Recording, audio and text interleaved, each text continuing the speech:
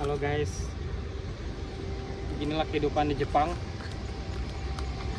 bersama dengan teman-teman kita. Hai. Mereka semua sudah veteran semua di sini, lebih dari 3 tahun semua. Kamu lebih dari 8 tahun. Ini kalau kita veteran, itu apa? Saya sudah opa-opa. Oke, kita wawancara satu persatu dari mereka ya. Perkenalkan diri dari namanya Mbak Lolo.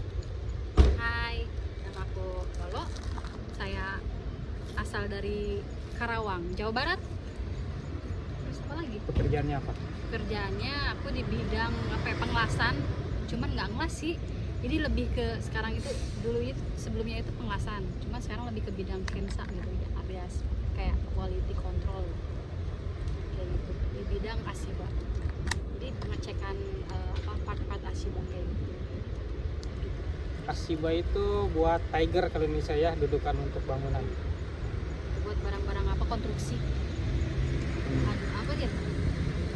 Ya peralatan buat konstruksi kayak gitu, kayak pipanya, kayak pijakan apa ya kalau di Indonesia ya? Namanya Tiger ya, untuk pijakan manjat-manjat bangunan itu. Terus apa lagi? Udah berapa tahun di Jepang? Ini tahun kelima. Lama ya? Iya. Tapi kayak gitu sudah menjelajahi kota Jepang di berbagai macam tempat, pindah kesana kemari dari awal datang di di daerah bom dan Hiroshima Nagasaki, dan akhirnya sekarang ke Tokyo. Gimana betah di Jepang? Ya gimana ya, betah nggak betah sih, namanya kita hidup di negeri orang gitu kan. Ya betah nggak betah, ya harus dijalani demi apa ya? Demi foya-foya ya?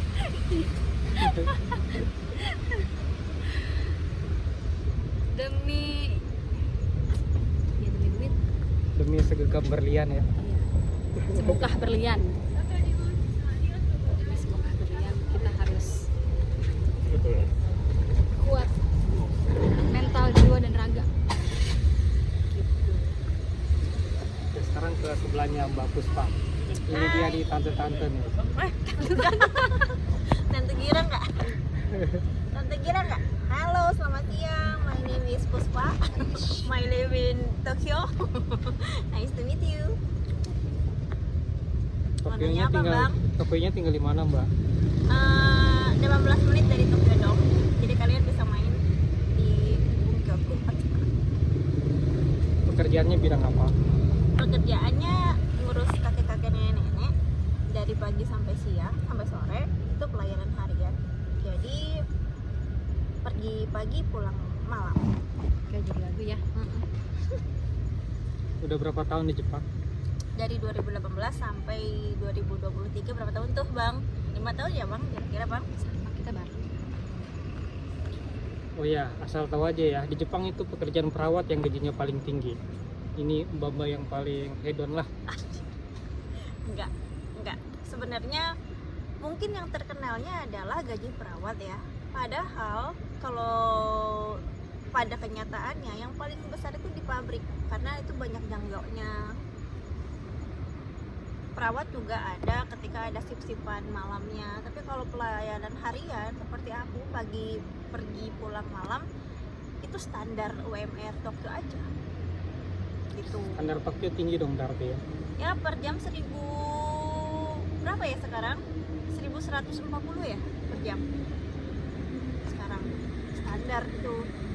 Nah paling besar itu ketika ada zamyo, atau kalau di desa bisu itu kalau ada zamyo karyawan, rapat karyawan atau karyawan sentai kaigi, itu ada tambahan uangnya. Tapi itu yang di pelayanan harian. Tapi kalau di pelayanan sotoste, tokuyong, di kerupuk, itu tambah banyak uangnya. Per bulannya tuh dia dapat 18 bersih. Seperti orang-orang di pabrik yang temanku di IG itu dapat bersih itu 19, 20. Kan keren kan? Jadi itu membuktikan kalau gaji perawat itu tidak paling besar. Begitu Bang. Betul gak kalau ada gosip katanya gaji di Jepang itu bersih 30 juta? Itu buat anak IPA mungkin ya, yang aku rasa, yang aku tahu, yang aku dapat infonya IPA memang segitu. Tapi itu IPA itu foto. apa? IPA itu kaigo yang lulusannya bukan dari umum tapi di Indonesia sebagai perawat, tapi disalurkan oleh pemerintah atau lembaga tertentu yang ada tampungan baik itu belajarnya, mesnya, terus buat pendidikannya, uang sakunya. Nah, itu disebut IPA yang diurus oleh lembaga pemerintahan kerjasama Jepang Indonesia. Kalau boleh dibilang praktisnya adalah negerinya. Kalau kita swastanya itu lebih itu mungkin 30-an kotor ya. Apalagi nanti kalau setahun, biasanya IPA itu setahun 2 kali dapat bonus, bulan 6 dan bulan 12. Nah kalau sama bonus itu sampai 45 mang itu dapat loh. Jadi itu ada pilihan ada di tangan kalian, mau perawat, mau pabrik, mau pengolahan makanan. Itu ya pokoknya sebelum memutuskan menjadi Kensusei atau sebagai Tokutegi no, kalian cari informasi sebanyak-banyaknya, mau pilih yang mana biar tidak nyesal dan biar tidak kabur. Gimana betah di kerja di Jepang? Kalau masalah betah nggak betah, harus betah karena punya tekad yang kuat untuk bisa hidup mandiri, lebih bisa independen, lebih bisa mensejahterakan diri sendiri dan keluarga. Jadi kalau dibilang betah, dibetah-betahin karena ada pekerjaan dan penghasilan. Kalau nggak ada itu mungkin nggak betah. Suka dukanya apa nih sebagai pekerja pabrik Asiba? Suka dukanya, sukanya ya, sukanya itu ya orang-orangnya enak, nggak Enak minum apa? Rasa nggak strawberry? rasa strawberry ya, rasa coklat, nggak, maksudnya enaknya itu kayak kebetulan ya di tempat aku itu orang-orangnya itu nggak minum kusai gitu. Jadi kayak orang-orang kantornya juga kayak kalau misalnya kita ada salah nggak diomel-omelin, nggak dibaka-bakain kayak gitu ya. Jadi nggak ada kayak gitu. Terus dukanya itu ya kayak gini, kalau misalnya kayak musim ya, musim dinginnya itu ya dinginnya emang dingin banget gitu loh. Terus kalau musim panasnya panas banget gitu, sampai kayak ya mau net sucuk lah kayak gitu ya, kalau nggak hati-hati, kalau kita nggak banyak minuman kayak gitu sih kalau di Gemba itu. Pabrik. Kalau perawat apa suka dukanya? Suka duka perawat, satu,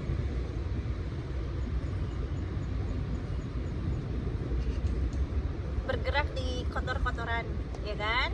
Namanya merawat ya, merawat apa ya, kotor-kotoran manusia. Kebayangan seperti apa? Mau pipisnya, mau buang air besarnya, ngemandiinnya, ganti popoknya, beto kaijo, pindah dari kasur ke rumah isu, pindah dari kasur ke kursi roda, pindah dari kursi roda ke kasur.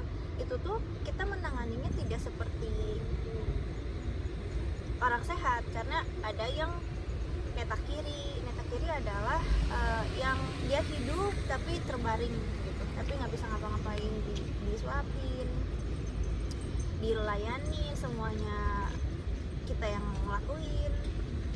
Lalu ketika si orang tua itu atau nenek kakek itu nintiso dan dia ura-ura suruh apa sih ya, jalan-jalan ke sana kemari gitu. Terus itu apa? Hah? Lentis. Itu tuh demensia, dia Oh, udah demensia. hilang ingatan, baik itu jarak macam-macam ya jenis demensianya. Ada yang mengingat masa lalu terus, ada yang mengingat masa kini terus, nggak ingat masa lalu. Ada yang sampai nggak tahu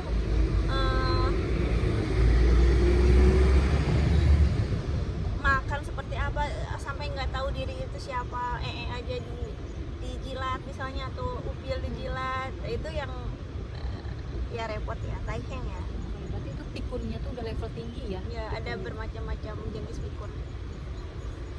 Nah udah gitu dukanya lagi, Banyak ya dukanya ya?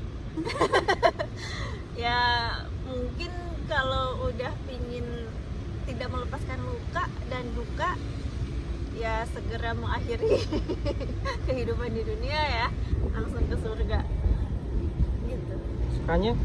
Sukanya ada kerjaan, karena di Indonesia susah mendapatkan pekerjaan yang bisa kita nabung, bisa kita ngasih ke orang tua.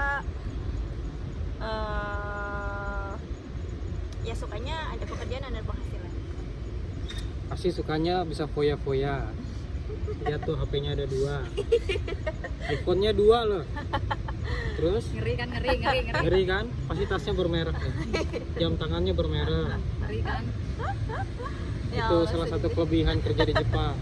Itu adalah prestise, apa ya, Reward, bayaran, reward buat diri sendiri reward gitu buat ya. diri sendiri, karena sudah berjuang ya layak lah untuk menikmati Menikmati hasil. penghasilan. Gimana bang? Kamu juga bang? Ya, coba abangnya Bang kerja apa ceritakan. bang? Kalau saya cuma pesuruh di Jepang, gaji kecil. Pesuruh itu lebih besar daripada kurir, ya kan? Suruh itu Lebih besar gajinya daripada kurir. suruh kan? Iya. Kamu ini, kamu itu, kamu ini. Emang gimana itu bos? Saya cuma disuruh-suruh. Tapi gede ya, di Narita ini pesuruh Narita ini. Itu Jadi- namanya apa bang? jadi itu guys- namanya bidang pekerjaan apa bang? Jadi guys, kalau ke Narita itu nanti ketemu ntar sama abang ini. Kalau ke Narita ya, Bagian apa bang? dicolek aja kalau ketemu. Bagian apa bang? Bagian lap-lap kaca doang, bukan siapa-siapa. Ayo cerita dong bang. Sekarang Sharing. kita lagi jalan-jalan di mana nih? Ya, mau Ini mau malah dibahas mengalihkan ya. pembicaraan Sekarang kita lagi di mana nih? Kita udah jalan-jalan di di sungai. sungai apa? Sungai apa namanya Di ini ya? daerah Mizuno Mizuno Oto di daerah Musashi, pinggiran kota Tokyo. Musashi Tsukaichi. Di pinggiran kota Tokyo dari sungai. Kalau naik bis bisa turun di Nishi Konako. Konakano. Iya, Konako. Konakano. Ini stasiunnya nih, stasiun tua nih.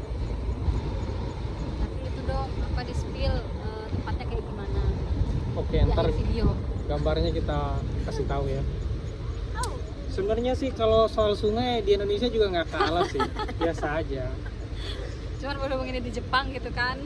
tapi kan kita kalangan kampung halaman yang suasananya tuh ini Tokyo pinggiran yang kampung, hutan dalam kampung, kampung dalam hutan.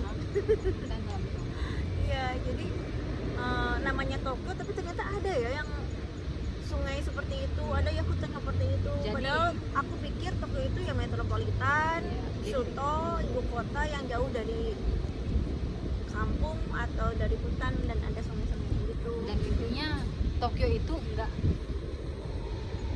identik dengan kota metropolitan doang, ternyata ada kampungnya, kayak pegunungan gitu loh ya. Pinggirannya. Nggak sih, kayak bener-bener kayak mendaki gunung lewat lembah, sungai mengalir indah ke samudra Nah, itu. bersama teman petualang. Tapi nggak mau masuk sungai. Marah nih apalagi bang ini nih. Takut hitam, lagi pengen glowing. Katanya Guys. nggak glowing nggak pulang ke Indonesia. Harus pemutihan dulu. Iya, harus glowing dulu baru bisa pulang ke Indonesia. Baik-baikin. Ada lagi bang? Ada lagi nggak ada yang mau disampaikan ya? Habis ini kita mau kemana nih?